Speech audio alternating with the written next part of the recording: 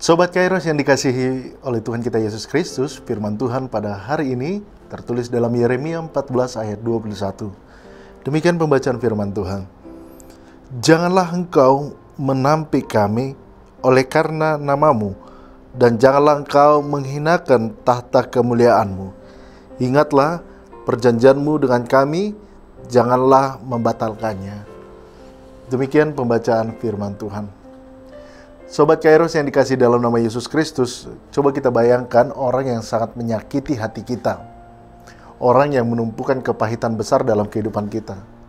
Namun seketika itu kejengkelan kita itu bisa berubah drastis menjadi rasa yang sangat kasihan, yang sangat mendalam. Tapi posisinya adalah ketika itu Yeremia itu di pihak Allah sedang berhadapan dengan para pembencinya. Kini setelah Allah menyatakan penghukumannya, maka Yeremia bergeser pada pihak umat dan berhadapan dengan Allah meminta belas kasihannya. Jika kita mengerti tentang kekudusan Allah dan betapa dosa sungguh menyakitkan hatinya, kita perlu sangat takut juga dengan penghukuman Allah. Jika kita amati, kita melihat bahwa isi doa Yeremia ini sangat mirip dengan doa Musa. Dengan sangat cermat Yeremia membangun argumen yang kuat supaya Tuhan tidak membuang mereka. Sobat Kairos, disinilah kita melihat sikap hati Yeremia, sikap hati seorang hamba Tuhan yang sejati. Ketika dia tahu Allah akan menghajar umatnya dengan keras, dia bersyafaat bagi umatnya. Sikap seperti ini juga lah yang dimiliki oleh Musa serta Paulus dalam perjanjian baru. Mungkin ada banyak hamba Tuhan masa kini yang merasa bangga dan senang ketika orang memusuhi, dipukul oleh Tuhan. Yeremia sangat jauh dari gambaran ini. Justru Yeremia adalah orang yang paling berdoa, yang paling ngotot untuk keselamatan bangsanya, yang memusuhi dirinya. Nah, Tuhan Yesus juga mengajak kita untuk mengasihi, kasihanilah musuh-musuhmu, dan berdoalah bagi mereka yang menganiaya kamu. Rasanya memang sangat susah ya untuk kita lakukan. Justru kebanyakan kita menjauhi musuh-musuh kita. Bahkan kalau bisa kita membuat mereka, musuh kita itu menjadi celaka. Tetapi kita sebagai pengikut Kristus harus mau mengikut ajakannya. Memang ini tidak mudah untuk kita lakukan, tetapi percayalah kita bisa melakukannya. Sebab bagi Allah tiada yang mustahil. Ketika Allah benar-benar menjadi gambaran hukum yang melanda Yehuda, maka Yeremia sendiri pun dibuat ketakutan. Ketika Allah menghukum dosa dengan keras, hal itu bisa membawa kita dari perasaan jengkel terhadap lawan hingga sangat belas kasihan sekalipun. Yeremia memohonkan belas kasihan terhadap bangsa. Mengapakah engkau seperti orang yang bingung, seperti pahlawan yang tidak sanggup menolong? Tetapi engkau yang diantara kami ya Tuhan, dan namamu diserukan di atas kami, janganlah tinggalkan kami. Ya Tuhan, kami mengetahui kefasikan kami dan kesalahan nenek moyang kami. Sungguh kami telah berdosa kepadamu.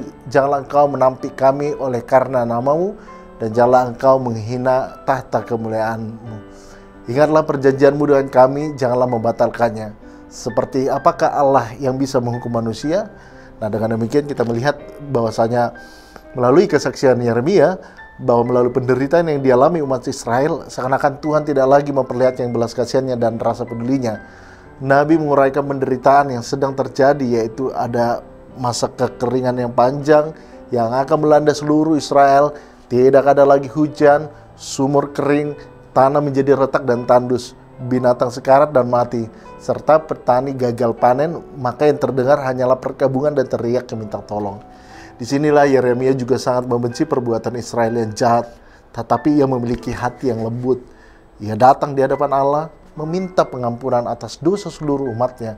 Ia memohon kepada Allah agar tidak memalingkan wajahnya, serta membatalkan niatnya menghancurkan Israel. Ia berusaha mengingatkan Allah akan perjanjiannya dengan nenek moyang Israel sejak dari dahulu ke alas. Sesungguhnya Allah itu panjang sabar, tetapi janganlah dengan sengaja membuat kesabaran Allah itu jadi habis. Melalui nats renungan hari ini, Nabi Yeremia tidak lagi memperhatikan pada penolakan Tuhan, tetapi tetap berdoa untuk meminta belas kasihan dan pengampunan. Bagi Yeremia, berdoa bukanlah hanya sekedar kewajiban, tetapi suatu misi dalam ungkapan cinta kasih. Ia terus berdoa untuk sebangsanya sampai akhir, menolak untuk menyerah di tengah jalan, dan tidak mau meninggalkan dalam pengabaian. Meskipun di tengah-tengah umatnya sangat susah untuk menemukan hal yang benar, namun Nabi Yeremia ini masih bertahan untuk berdoa syafaat bagi Israel dalam menghadapi suatu bencana yang dilakukan orang mungkin sangat sedikit, tetapi kita masih dapat bertahan berdasarkan iman dalam doa kita sampai keputusan Tuhan benar-benar sudah dilaksanakan. Sebelum terlambat, maka Nabi pun tidak akan putus-putus yang memohon kepada Allah agar tidak pernah meninggalkan umatnya, karena dia sadar bahwa hanya di dalam Allah saja ada pengharapan kekal. Jika perjanjian Allah melalui Musa saja dilanggar, oleh karena itu Allah menghukum mereka dengan sangat keras. Maka kita akan menerima ikat janji melalui Yesus Kristus yang jelas-jelas jauh mengatasi Musa, tentu memiliki ikatan konsekuensi yang sangat jauh lebih besar juga.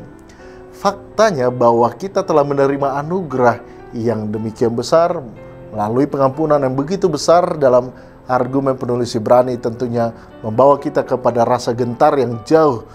Dan oleh karena itu Sobat Kairos, marilah kita mensyukuri dan tidak pernah memandang remeh anugerah Allah. Jika saat ini masih kita saksikan cintanya yang besar, kiranya kita takkan membiarkan tercecer percuma. Sebaliknya dengan segala syukur kita menghidupinya. Amin. Selamat beraktivitas Sobat Kairos. Tuhan Yesus memberkati. Shalom.